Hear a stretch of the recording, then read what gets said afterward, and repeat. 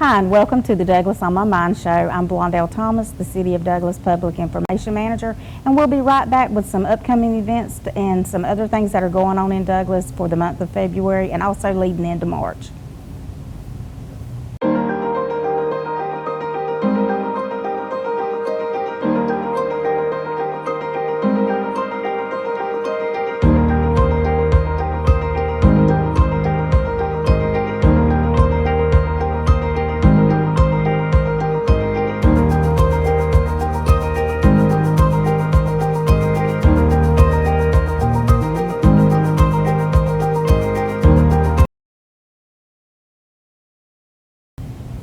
Hi, and welcome back to the Douglas on My Mind show. I am here now with Mr. Danny McCarty, the Director of Coffee Regional Medical Center's Wellness Center and Cardiac Rehab.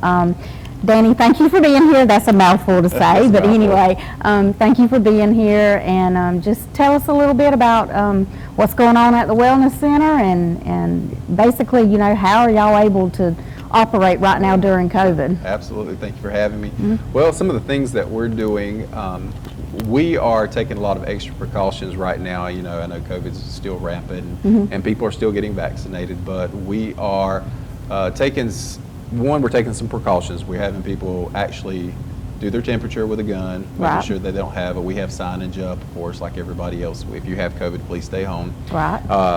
We ask that everybody that comes to the Wellness Center, we set out hand sanitizer. So when you come in, we ask that every single person put hand sanitizer, because that's what really helps with COVID the most, is making sure that your hands are clean, because these things touch everything, right? Or you go to the restroom and wash your hands. And then when you leave the Wellness Center, we ask that you stop at our back sink, wash your hands thoroughly. Please do not take home anything that you may have found at the Wellness Center. You know, although we clean multiple times a day with these very, very strong detergents, we actually wipe down every piece of equipment at least 3 times a day. And we ask people to clean, you know, throughout the day. So on the back of our main part of our facility, we actually have what's called Virex, these spray bottles, and we have paper napkins. And most all the members are very good about spraying it down and then wiping the piece of equipment. Look, our equipment's probably so clean you could eat off of it, to be quite honest, because people are constantly doing that. And we also ask that, you know, you can wear a mask. We encourage that. Handy dandy mask. Some people do, some people don't. But we do ask you to do social distance if we're busy. We're not really that busy right now, you know, just because everybody's still kind of scared of COVID. We are open 24/7, but there's still that lingering effect of over this past year has kind of moved into this year, and we're really having to deal with that, you know, baby steps at a time. But people are starting to get a little bit more comfortable and get back out there in society, and that's what we really want. We want to get businesses building back up strong, but just taking those extra precautions. And if I could encourage, saying this out there in, you know, land, the masks are good, but washing your hands is even better. Because most people don't realize how quickly they cough in their hand, they grab a car door, you grab your cell phone, and somebody else has touched it, and you touch 1 million things, and these are the corporate for a lot of the problems that we have. Whether, you know, COVID, the flu, so many things, because even COVID and the flu, droplet, it's a droplet. So what does droplet mean? It touches something, you touch that, you touch this, and bam. So that's kind of how that happens. So please wash your hands. That is so important. Wash them before you come in, wash them when you leave. I even make my kids at home, when you walk in the door, please wash your hands. That's more important to me than wearing this mask, is wash your hands. And that's kind of been a staple at my house too, is like whenever even though we hand sanitize whenever we touch anything in a store or anything, time we get back to the house and get everything unloaded out of the car, it's wash your hands, wash your hands again. I don't care if you've already washed them, wash them again. Wash them again. And it's such a simple, easy thing to do. You know, I think washing your hands is better than using the alcohol sanitizer stuff all the time. You know, but then in the same sense, you also have to build some immunity to things too. Because if not, then we rely just on medicine to take care of us. We don't rely on our body's natural ability to adapt to our environment and to get stronger, to prevent other things that are out there, you know, all the bacteria and germs that are just floating around. So, Right. But you guys wear Gotcha. your mask, wash your hands. All right, and if you want to work off some of that extra weight that you put on during quarantine or Oh, during my COVID, goodness, yes. yep, just check out the Wellness Center. We're here for you. We're here to help you. We'll teach you how to lift the weights, use the cardio equipment. Again, we do one-on-one appointments with everyone if they want them. So we have a lot of amenities for the community. It's a great place to be. We're not super busy right now. Right. You know, so come on That's up good and to see know, us. especially for me, because I've been talking about joining again. Well, if you and want I've to, been okay. talking about it, and I've been talking about it. I hear 2 a.m. is a really good time. Ooh, I don't think I'm up at 2, but anyway, I do know just in the past, whenever I was a member, that, you know, it was a clean facility anyway. Yeah. So, and that speaks volumes. But moving on from the Wellness Yeah. Center, Danny, you've got a few things coming up. Dealing with February is Heart Disease Awareness Month. Yes. And of course, we want everyone to take good care of their heart so that they can be here a little bit longer. Right. And heart disease is what, number Heart- one? well, Or Yeah, I mean, you know, it's kind of, and I say this, and I say it lightly, so please forgive me out there on TV land. Everybody's went straight to COVID. right?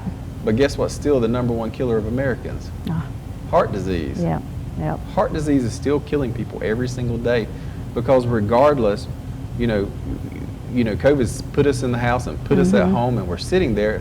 That's not healthy for your heart. It's not actually doing what it's supposed to be doing. So, Right. you know, we still need to bring awareness about, you know, heart disease and how it affects the human body.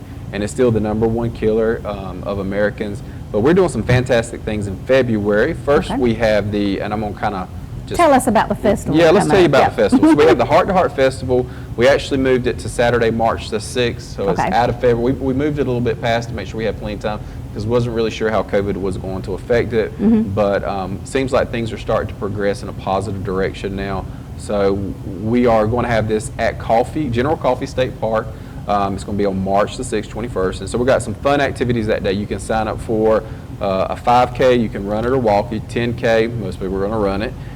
And there's age I don't think awards. I'll walk 10K. I don't want to walk the 10K. It's not that bad. We have the 1.5 mile walk for adults or kids, anybody who just wants to come out and walk, but they don't want to do the 3 mile. Well, 5K is 3 miles. Right. Or they can do the 1.5 mile fun run for children. That is just for children. Adults, leave that, you know, to the kids. We want them to be able to compete. And we'll have awards. And we also are going to offer a virtual run too. Oh, So wow. so for those people who just don't feel comfortable, you can sign up online. You can go through our website at the Wellness Center, wellness247.org, and you can sign up for it. You can do a virtual run 5K, you can do a virtual run 10K, or you can do a double buster. You can do the 5K and the 10K virtual. And then you turn your Extra time in. punishment. Yeah, you do. Well, because Yeah. a lot of our runners they're competing in the Georgia Grand Right. Prix Series out of Atlanta, and so they'll want to run both events, so it gives them Okay. more points, and then they're able to track that, turn in their time, and then we calculate it and send it to the Georgia Grand Prix for them. Oh, So wow. if you're not interested in being there in person around other people, you can do it virtually. You can go out and run it on your own, turn your time in, and that way you're still supporting a great cause, which is the Cardiac Rehab Scholarship Right. that funds a lot of our seniors who can't afford to come into cardiac rehab. It's we use that money to help them be able to have cardiac rehab after open heart surgery, stents, and those kinds of things. Okay. Now, during that day, because there is a lot of area at General Coffee State Yep. Park, people will be able to, distance or do whatever, but you also have some other family-friendly activities and things Absolutely. like that going on. We are doing, and if you guys look on our website, we have an open archery, Okay. and that's Coffee State Park presenting that. You can meet the farm animals and actually play with them, feed them. They're going to do the reptiles, so you can go see the reptiles. They're going to do a scavenger hunt, a pond study. I guess they're going to study amphibians or something. I don't know. They're doing a pond study in the cold, so just don't fall in.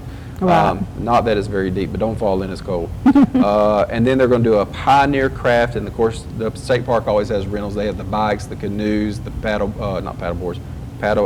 kayaks, paddle boards, canoes, bikes, yeah. Okay. And they have tons of trails out there, so it's just great for the family. And then anybody who's registered for the run, once they finish, We're going to do sack lunches, snacks, Okay. and beverages. So you can have a picnic at the park with your family or friends. Go to one of there's tons of different picnic shelters all throughout the park. You can find one of those or just sit out in the parking lot somewhere, have some snacks and food Okay. with your family or friends. So it makes it a great day for everyone. It's not just for runners. Anybody can come out here and do any of these activities because we want it to be really a community event, not just a runner walker event. We want people to feel included in what we're trying to do here, which is bring about heart disease awareness and raise money for our cardiac rehab scholarship. Okay, well, I know last year my daughter and I we went, and it was a lot of fun. And even Yeah. after we did the 5K walk, after we did the walk, she even wanted to do the archery. So of course we went on right through to the archery, and she was really good at it. I was Yeah. shocked, and she enjoyed it. And then she wasn't ready to go home. She wanted to go do something else, and I was like, "Dear, it's time to go home." And she was like, "But Mama, lunch is ready." And I'm like, "Well, go get you a lunch, dear." And but we enjoyed it, and she had a good time, and I can agree, it is something fun. Now, can people also camp? Like, Yeah. I know last year a few people brought their RVs and things like that. Oh yeah, out. we had a ton of people who brought their RVs, and we actually have people camp in tents. Now, a little chilly for me, Yeah.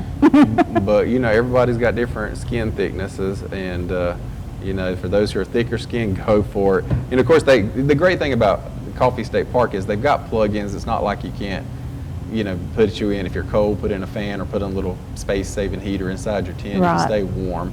But yeah, I mean, take advantage of the camping sites, because then you can just walk right up there where we're going to have the run or any of the other activities. I mean, it's really a fun thing. We had so much positive reviews on the archery part. Everybody seemed Yeah. to just love that. Everybody last year. loved it. Mhm. Because I didn't get a chance to go over there and check it out because I was so busy behind the scenes trying to Yeah, shuffle everything and coordinate. I make it all understand. work. But Being I that hear event person. being the event person does have its challenges, but but overall I was excited about last year's turnout. And I'm excited about this year's turnout. I hope when we're moving past the COVID and getting back into some healthy activities that everybody can enjoy. So Yeah. it's gonna be a lot of fun. And it'll be a nice day to be able to get Yes. out, get some fresh air, and Well, since we're anyway, talking enjoy about all this of it. run, let's talk about this heart. Oh, what's up with the heart? We got hearts. Okay, so we're selling these hearts. This is interesting and it's fun. This is in honor or in memory of someone. It can be someone you love, maybe who's had heart disease, they've had a heart attack, had a stroke, they've had stents. It could be someone who's passed away from heart disease. Right. But we're selling these things. And here's the neat part about we're selling. One, it's a fundraiser, yes, and they're not very expensive. We got them at the hospital, wellness centers, the doctors' practices have these in each one.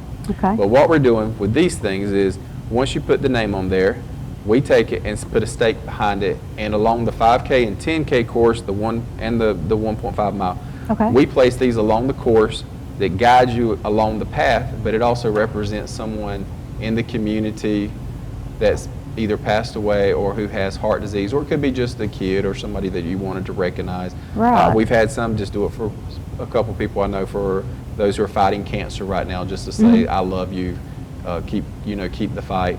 But we are using these along the entire course, and we have stakes that we're putting in the ground so it marks the course. So as you're going, you're going the right direction. But also it tells you that heart disease is important, and it helps remind you of the significance of the amount of people that are still struggling and fighting against heart disease. So if you guys are interested, we do have these at the hospital, in the gift shop, the cafeteria, the wellness center, the doctor's offices. How much are those? Those are $3 for one or $3 for $5. Okay. So go for the $5. Yeah, Much better definitely. deal. Yep. And that's And it. who doesn't have a $5 bill? And who doesn't have a $5 bill? And everybody knows somebody in their family who has heart disease. Exactly, exactly. Now, what are some other things that you're doing to try to help raise funds for the cardiac rehab? Okay, so we have a couple other things. Well, we have the mask. Okay. So these are the Heart Strong masks, and I was wearing it earlier. We have plenty of these socks left. These are compression socks, and they're long. They go up above the ankle.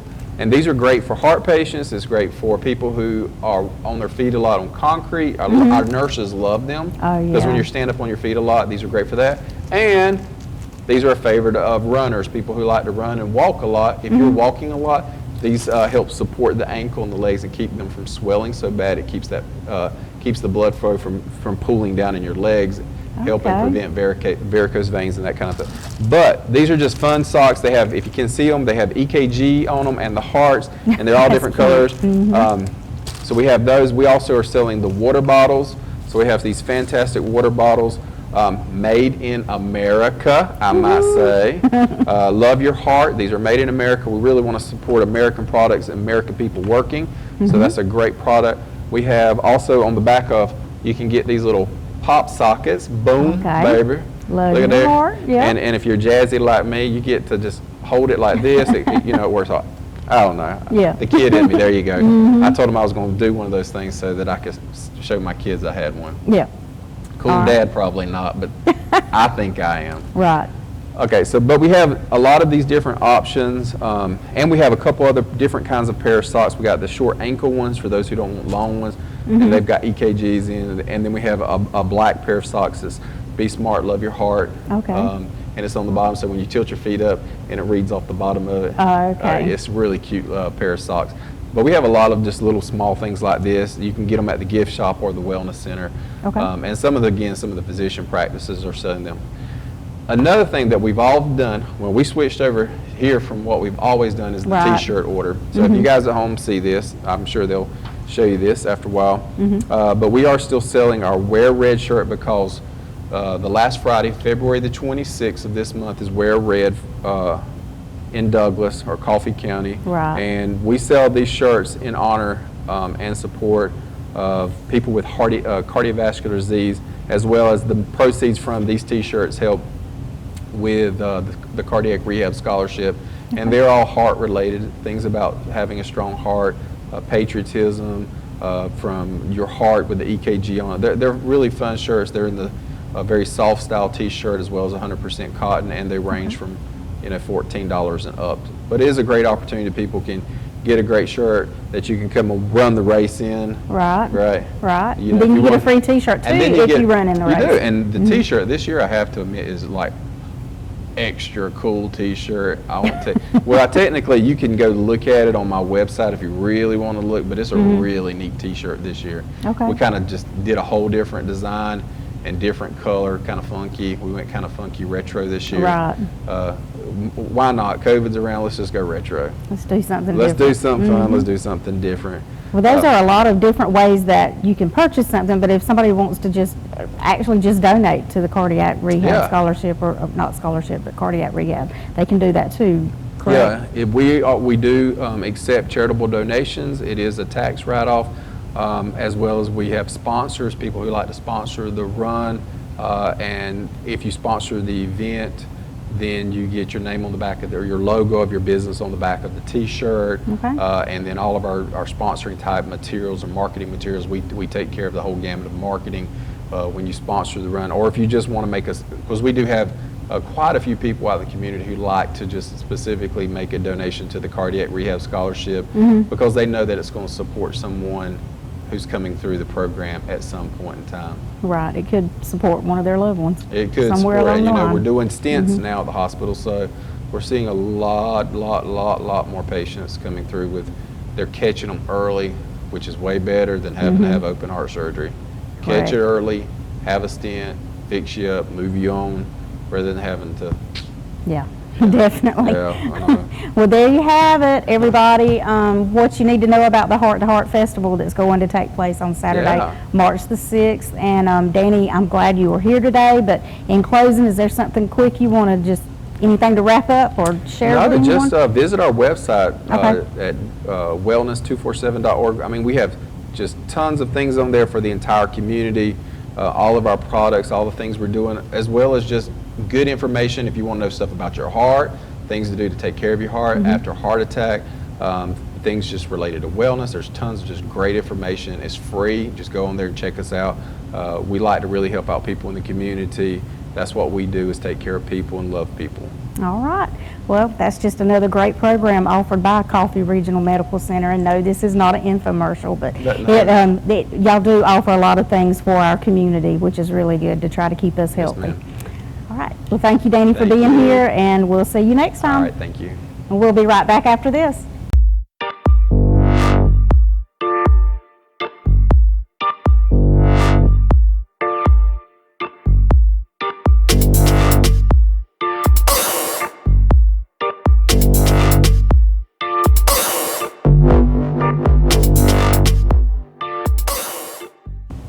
Hi, and welcome back to the Douglas On My Mind show. I am here now with Mr. Casey Wright, or actually I should say Mr. Chief, well, Chief, not Mr. Chief.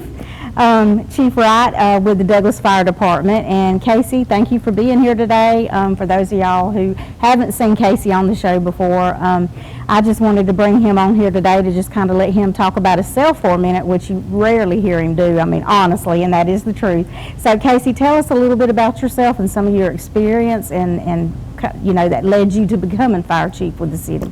Well, I guess it's just historical settings have a way of repeating themselves. Seemingly.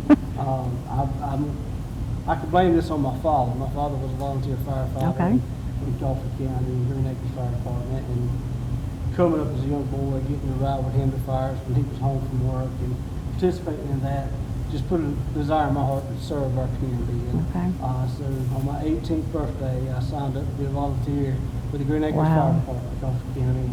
And then not long after, I joined the City of Douglas Volunteers, still while I was 18.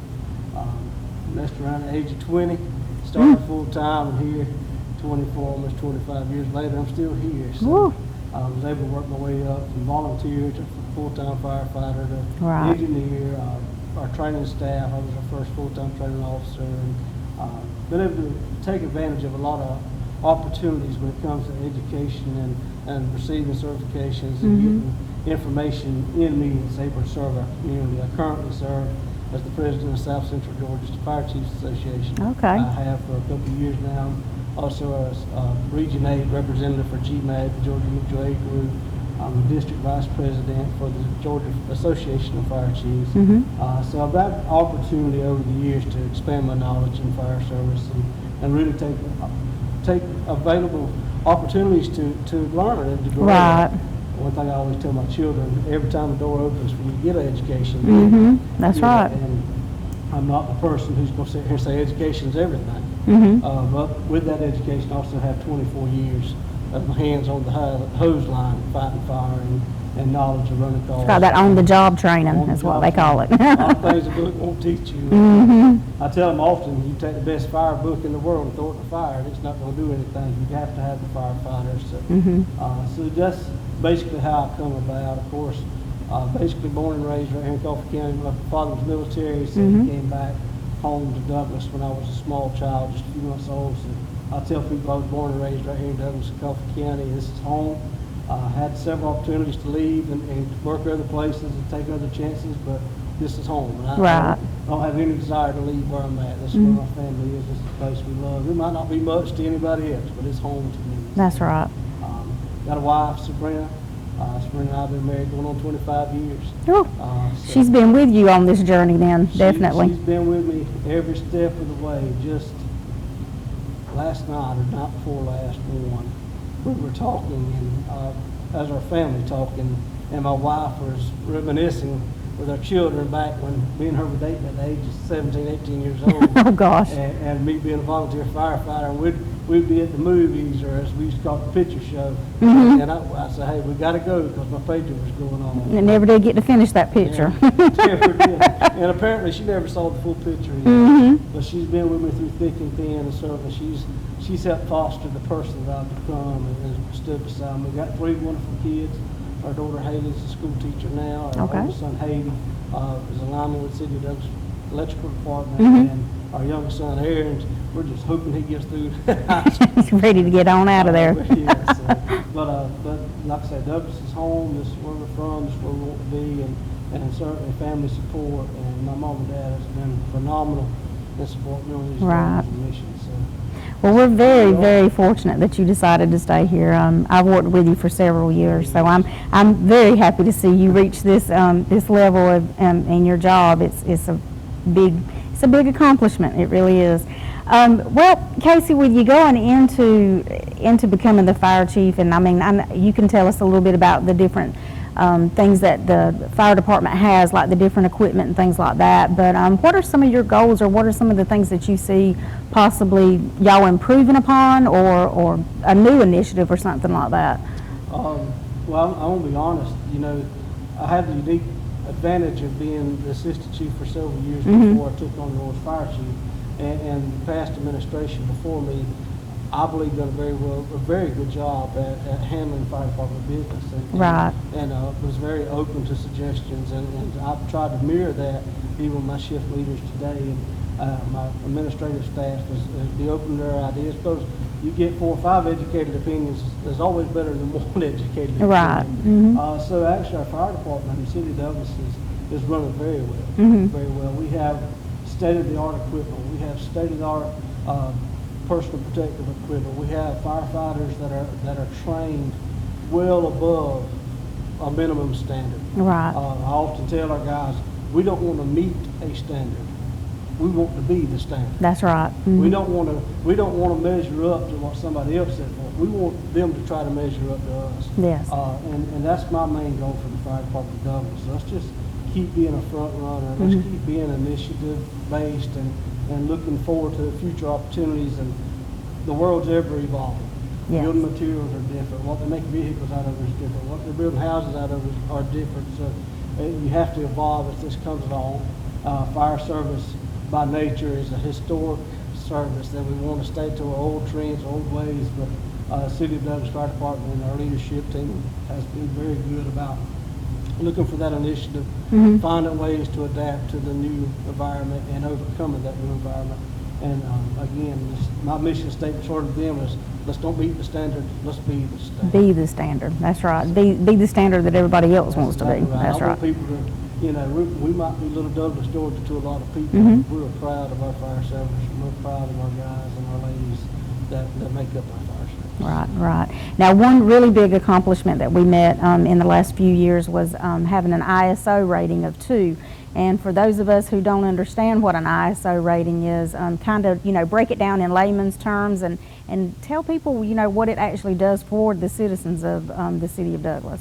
ISO stands for Insurance Services Organization. They classify fire departments.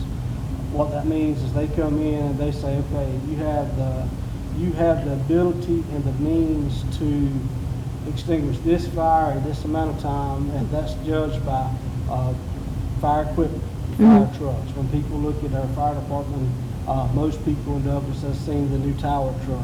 Right. It was almost $1 million, and that's a lot of money. It is. That's a lot of money, but we're planning on using that for 20 plus years. Right. As well. That's not And who cares how much it costs? I mean, I'm just figuratively saying this, but when your house is on fire or your business is on fire and you need a fire truck, I don't think you're thinking about how much it costs. That's exactly right. But we do hear that a lot. Well, that's how much to me, and it is. But that's one of a minimum of 3 pieces of equipment that's showing up. Right. Each one of those fire service engines are running between 350 and 450,000, some 550, 600,000 now. So that's a lot of money coming up in the yard. But when you see that, and a lot of people don't understand, that's a lot of money, but it in turn helps every citizen, because when ISO comes and evaluates us, being a Class 2 department, we get evaluated every 2 years. They come in, they look at our equipment, they look at our hose testing, they look at our pump testing, they look at our training records, they look at our water supply, they look at our 911 center, they look at our water department, their statistics, they look at our GPM flows. It's a big equative factor that comes out to say this. Okay, if you have a house here and you're in a Class 10 area, which is no fire service whatsoever, and you have that same house here and you're in an ISO Class 2, equatively now, these ain't exact figures, but equatively, the Class 10 house is going to cost $1,500, $1,600 a year to insure. The Class 2 house, same property, same everything, will cost $300 a year to insure. Okay, So we're not a money-making business, but we're certainly a money-saving business. Right. Not only that, it gives our citizens, as you said, when your house is on fire, it makes you feel good. Or I know it with me, when our fire department pulls up to look professional, come in the best equipment that's available. The guys get off the truck in the best that's available. They're protected. The more they're protected, the better they can do their job. That's right. And that's how ISO comes into play. ISO is a money-saving system to the consumer, or in our cases, the citizen. Right. It saves them funds on insurance, property cost, and things of that nature. Okay, all right. So it's really good that we have that type of ISO rating, because it is like we're like one of the hundreds or something like that in the whole United States that have an When we ISO rating got or two. ISO class 2, we were like one of 17 or 1,800 Yeah. in the nation.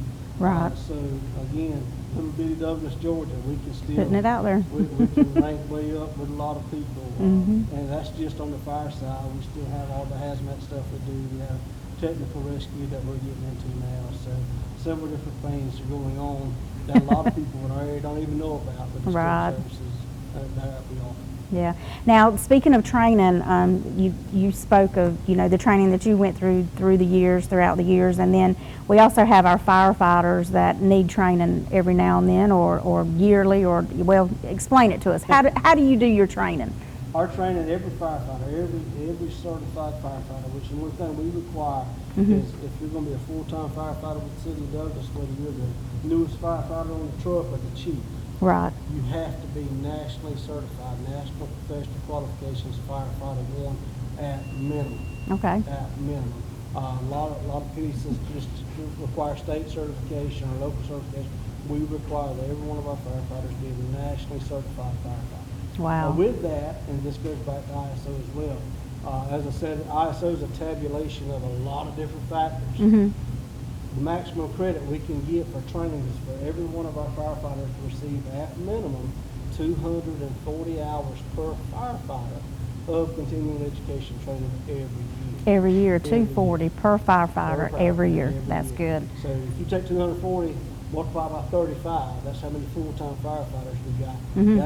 That would equate to a large majority of our training hours. Now, with that being said, of course, that's not all going away to school. A lot of that's, we have full-time training staff. Captain Lott does a great job Mhm. of setting up training classes and training. We have our very own training facility where we have a 3-story tower that we can do high-angle rescue off of. We have a 2-story burn building where we actually build live fires, do live fire evolutions and hose advancement. And Right. so we have a lot of specialized training right here in Douglas, Georgia. Matter of fact, we're fixing to host our FIA Mm-hmm. Spartan class, Georgia Firefighter Spartan class. Okay. That is a City of Douglas Fire Department class. Oh, wow. When I say that, we have people from all over this part of the United States Mhm. apply to come to this class. So we only accept 12 people per year, Mm, oh, that's, or 12 people per class. We Right. only advance to 2 classes a year just to try to Mhm. get them people in. The only place in the country, matter of fact, the only place in the world that you can become a Georgia Spartan firefighter is right here in Douglas, Georgia. That's It's awesome. a class that was designed, implemented, put in place right here in Douglas with our training staff, our command staff. It is recognized nationally. It is recognized through Georgia Firefighter Standard and Training. It is an accredited class. But all that come about through our training and just the need to see that one of the most important things we concentrate on, of course, is continuing education. mm-hmm. But what you can't forget is the basics. Right. You can take a man that can write a thesis 100 pages long, but he's forgot how to advance a hose line into a structure fire. Well, he's become a doctorate in theology or whatever instead of a firefighter. So Right. it's a delicate balance about continuing with it as far as furthering your college degrees, furthering your education that way, and still be in that firefighter. That's right. And that's one thing we push in our training is don't forget where you come from. Yes. Stay with the basics. Let's advance in education certainly, but let's keep those 240 hours a year. Let that be training on. Let's advance a hose line. Let's extricate somebody out of a car. Let's do Right. a rescue from a trench. Let's do something life-saving. So our training is a lot more in depth than a lot of people think. Fire service by nature, we have to have a lot more continuing ed hours than Mhm. any other emergency services. Oh, wow. I don't want to misspeak, so I'm not going to call the hours, but there's a significant difference in the number of hours we require to have and the number of hours of law enforcement or EMS. Okay. And it's just, that's not a Casey thing, it's just the way the standard's written. Right. But there again, we're the people they call when nobody else knows what to do. Right. So Exactly. we have to have a base understanding of industrial machineries, of electrical codes, of building materials, and building establishments. And when it all falls apart, they're wanting us to give an answer, and that training plays forth a great part in that because our shift commanders, our engineers, our lieutenants, our sergeants can stand back and say, hey, I know how this building's built because Right. we're trained on it. I can recognize the construction patterns. So training is very in-depth. And our guys do a lot of it. If you ever go by our training facility, you'll see a lot of people out there Monday through Thursday. That's what they're doing. They're training. Right. They're not just out there having a good time. They're working, sweating. They're sweating. They want showers when they get back, and that's fine. We have showers at every station. So, Right. But they do continual training, and that all sets forth into our goal is not to meet a standard, but let's be a standard. Let's be as good as we can be, and let other people try to measure up to our department. Okay. Well, in sharing your vision and everything, does the fire department still offer, I know used to you would go out to the schools and things like that, are y'all still able to offer any type of educational training to the preschools and the elementary schools as you were prior to COVID-19? Exactly right. Right. COVID-19 Right. Played a hindrance on this. Yes. But absolutely. One of our best safety factors. Mm-hmm. We could train the best firefighters in the world. They can have the best equipment in the world. They can have the best fire chief in the world. Right. But if they have a careless population, they're never going to get ahead of the curve in fire safety. Mm-hmm. So one of our best training initiatives, one of the best things we could do for our fire department and our citizens is teach fire safety. Captain Anderson is our fire inspector, and he's over public safety and public safety education. Right now, even just before I came here, he was sending me emails. We're fixing to expand that even further with some new equipment, new means of going out. But it's not just elementary school. It's not just pre-K. We welcome the opportunity. If you have a business and you want us to come teach you how to use fire extinguishers, we'll be glad to do so. If you have an industry and you need to help train a fire service team inside of your industry, we'll be glad to do that, as long as you're in the city of Douglas. Of course, we have to have limits. But Right. if you're in a senior citizens club and you want us to come talk about kitchen fire safety and fire alarms or smoke alarms, gladly do so. We welcome those opportunities and encourage those opportunities, because the best fire service in the world with a careless population is still going to fail. Right. And one thing we can see in our numbers right here in Douglas, in the city of Douglas, is a trending downward fall in actual structure fires and That's major good. fires. And one of that is largely contributed to the education and safety factor of the public. That's really They're going to be good. more careful. We have a generation of adults now who has pre-K students, as third grade students, and second grade students, and junior high. They came to the fire station. They learned these little tidbits of fire safety that they carry on into adulthood, and that's trending into a safer environment. So absolutely. That's good. One thing I am big on, we can talk about this for hours, if we need to, but it's public safety education, because Okay. that's the foundation of a safer public for our citizens, for our people. My family's public. Right, When I exactly. get off work this afternoon, I'm public. That's right. So, I mean, that's what we want. We want public safety to be number one, and we want, there again, we want to be the standard for that. We don't want to meet one. We want to set a precedence, and any opportunity we have, we will certainly send people to it. And again, you'll see in the near future, All right, some all right. expansion in that specific area. So All right. that is coming.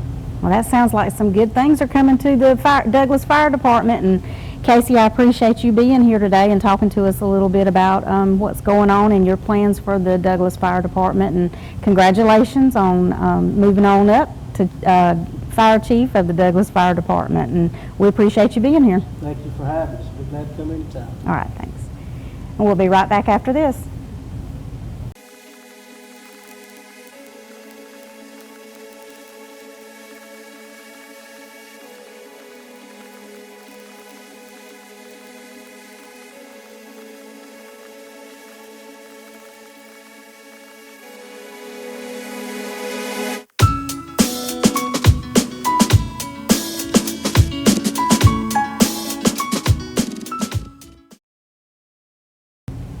Hi, and welcome back to the Douglas On My Mind show. I am here now with a special guest, Miss Emily Corson, and she is the Chamber of Commerce's new tourism and events director, and we are so happy that you are here to join us.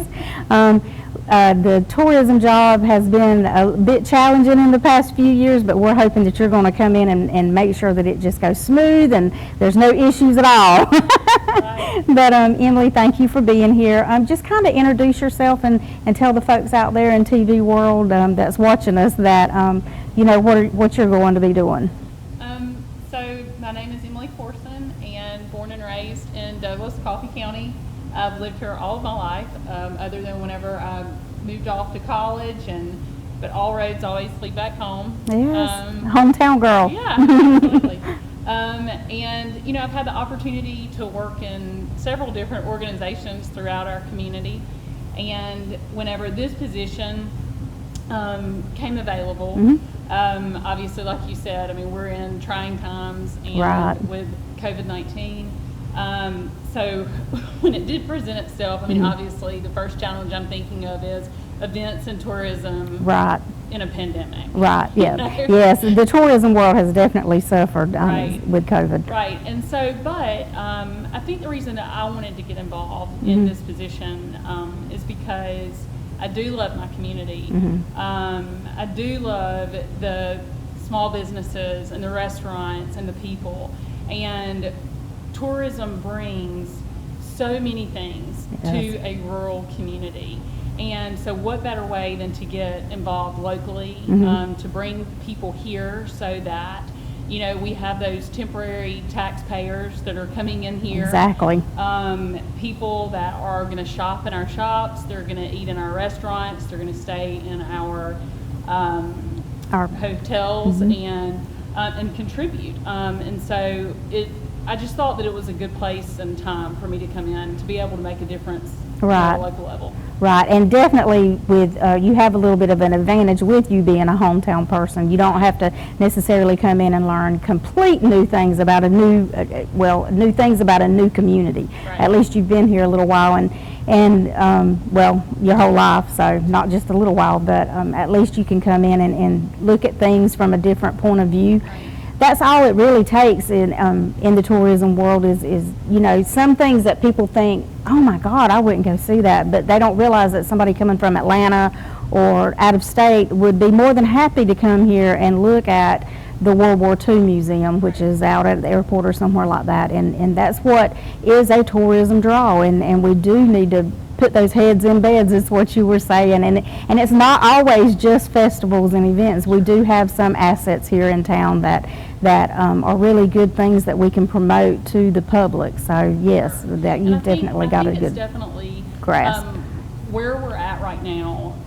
Like I said, and I'm sure you know a lot of conversations right now are just revolving around COVID-19 and how that has affected our small communities. But I do believe that, like I said, it puts us in a unique place because people, instead of hopping on an airplane and traveling to a destination, you're seeing a lot of families getting in their car and check out their own backyard. Right. You're seeing people that are taking day trips to local communities.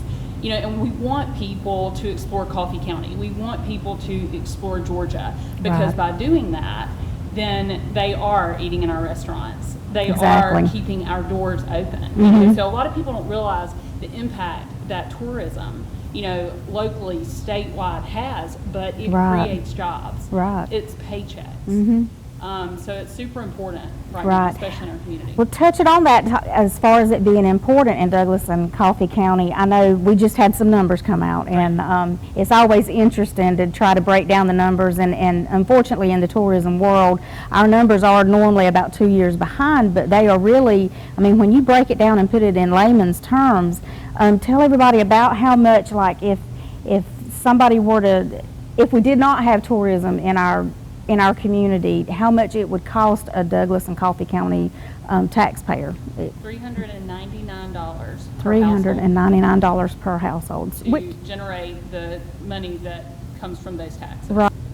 A lot of people don't realize exactly how much tourism helps them here in Douglas and Coffee County as far as taxes and things like that. So it does, it helps our tax revenue stay lower than what it could be. Sure. Definitely. And another thing, a number that I had written down because I thought it was very important, and also from that report in 2019, is that 572 jobs were supported through tourism in Coffee County. Exactly. And that's a big number, and it's Yep. a big deal.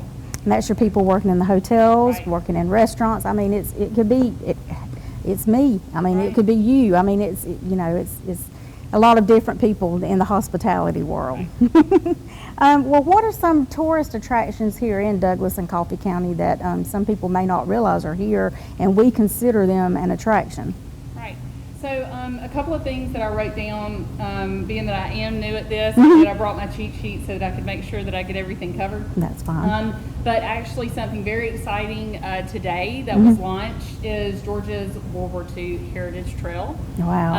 And so that's a big deal because there are 10 stops in the state of Georgia, and Douglas is one of those with the World War II Flight Training Museum.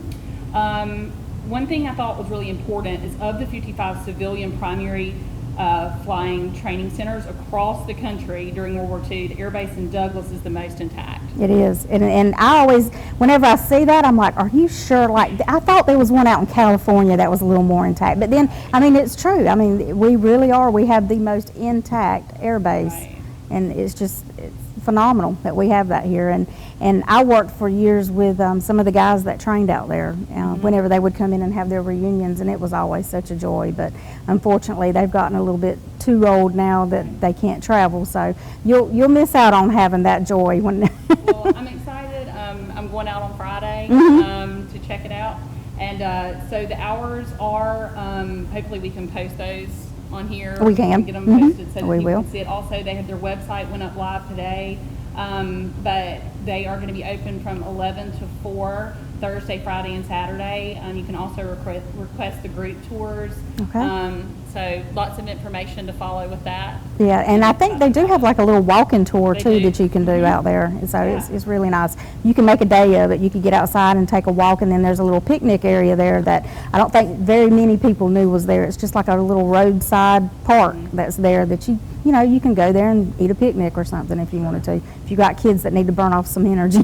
Well, and I do know, a lot of people, especially whenever a lot in our community was shut down, on social media, I was seeing a lot of people that were taking day trips to the Broxton Rocks. Right. They were taking a day trip to the state park. And I think whenever, I know for myself included, when you live in a community, sometimes you lose sight of the richness that you have here. Right. And so one good thing, of having to kind of stand still a little bit is I think that people open their eyes to their surroundings. And so I would encourage people in our community to, get in your car, go to the Broxton Rocks, go Right. to our state park. And I'll kind of go ahead and jump to that with the state park and, lead there. There are so many things to do out there. There are. If it's packing a picnic and going and sitting under one of the mini shelters, you can go camping. They have the equestrian trails, fishing, the canoeing. I'm not sure if that's Right. back up and going.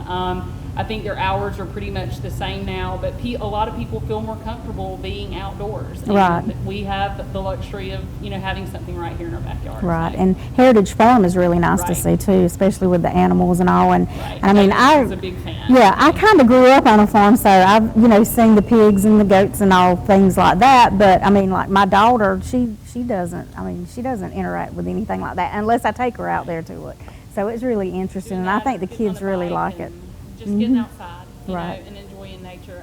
Actually had somebody that moved here recently from upstate New York, and they came in the Oh, wow. visitor center, and they had gone gone to the state park and were checking it out. And I just think sometimes, like I said, people don't realize what we have Right. here, the treasures that we have here in Coffee County. So Right. I would definitely encourage people to Check go, out. go check it out. And speaking of the Broxton Rocks, I know normally they have a Easter open house is what they call it, and I think last year that it was canceled due to COVID. They have not posted any new as far as organized tour dates yet, so if somebody does want to go out to the Broxton Rocks, what do they probably need to do, or do they need to check with anyone? Well, and there are no guided tours right now, like Right. you said. So I would just check on the website on the City of Douglas and see if there's Right. anything that's updated on there. And also the Nature Conservancy, they would check with them. would be Yeah. best. Yeah, and definitely if you do a self-guided tour, you do not want to go off the beaten track or the trails or It's anything cell like that phone because, there's no cell phone service out there. There are no restrooms out there. So definitely you don't want to get off somewhere and not know where you're at or become lost. And yeah. Emily, there are some things that are going to be able to happen due to COVID because y'all are kind of pushing them back a little bit. Tell us about some of those events the Chamber has planned. Right. So right now, the next thing that's coming up is our Main Street Market. I'm Okay. really excited about that. We have met with several of our downtown businesses to really kind of blow that up. And it's always going to be the first Saturday of every month. Okay. It's located in the parking lot of Central Square, right there on the corner. But it's homemade, handmade, and homegrown. Right. If you've never been before, I attended the last one that we had. The last one was canceled due to weather, but the one before that, it was incredible. The people were incredible. We had a really great turnout. And our goal this time is, park your car and check it out and then head downtown. Right. And check out our businesses. I know the restaurants are going to be open.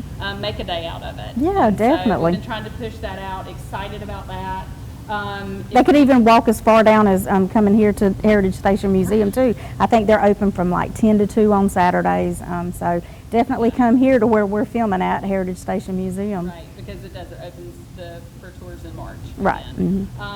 And if anybody wants more information about being a vendor or what that means, they can contact Dave Hughes at the Chamber Okay. of Commerce. All right. Then we have the Taste of Douglas. It's normally done in the spring, Right. but we are looking at doing it possibly in June. Okay. That's tentative right now, just to kind of see where our numbers are with COVID. And what that is it's just samples from local restaurants. I It was attended so good last year. Yeah, it was great. I was actually working in our school system then, and I brought some of the teachers with me, and we came down, and everybody loved it. Right. Everybody seemed to have a great time. They had the food, there was live music, fellowship, so that's definitely something, if we're able to have that, we'll be putting that information out there. Then our Gopher Tortoise Festival, we are, like I say, everything with COVID right now is the tentative stuff. So Right. we are looking at doing that early October. Okay. Maybe it'll still be hot, but maybe not as hot as it Right. was last year. Then our Think Pink event, October. Okay. And then the sporting clay event that was done in November. I know that was I wasn't here obviously for that, but I heard a lot lot about it. I Oh, think yeah, it was a very successful. So we're looking at doing that again. We've got it on the calendar, and I know a lot of people are hoping, myself included, with the Christmas parade. Right, That right. everybody wants to see that happen, and I feel like it will. I hope that it will, depending on our numbers and all that kind of stuff. Right. So I think we got a lot of exciting things that are coming up. I'm excited to be a part of it. And I think that right now, like I said, we're in a unique time and We are. place where we can really showcase Douglas and Coffee County. And you drive through some of these towns. I mean, overall, Georgia is an amazing state. Right. And I have had the opportunity to drive through a lot of these like smaller towns. And one of the things that just always kind of catches my eye is when you get downtown and you see a lot of, sadly, you see a lot of, empty Closed up buildings. shops. You do. And, but whenever, if you're coming from, the north end of town and you're driving through and you hit this downtown Main Street area, it is like a hallmark community. It is. It really is. And, so I think it's so important in a time like now to really get out and do what we can as a community to rally around our small businesses, to keep those open, to keep it growing, keep making Douglas great. It's Right. already great, make it even better. I'm excited about, I know with the Martin, Yes. a lot of those shows were, postponed. And so I'm hopeful that whenever all this kind of gets beyond us, that, with them, that they're able to get some, really good shows in here and, Right. and bring in some people to fill up our businesses and our restaurants and continue Yes. to thrive. So I'm very Right, hopeful. I'm right. excited. Yeah, I can't wait to see the Martin Center I when it know. opens back up. And I know Brian and Rob and everybody involved with the Martin Center Preservation Group are really excited. They definitely They're want to go ready ahead and to. open up. Right. Well, Emily, I appreciate you being here, and it sounds like you've hit the ground running. I mean, Right. yeah, it like you were saying, it's a slow time right now, but it sounds like you've got a lot of things planned, and I think you'll be a great asset to the tourism industry here in Douglas, and I look forward to working with you. And I know anybody out there, if you need to know any tourism information, just call Emily at the Douglas Chamber of Commerce. Right. I am. I'm very, very excited, and I'm thankful for everything that you've done to help, and I'm just looking forward All right. to it. So thank you for having me. All right. And we'll be right back after this.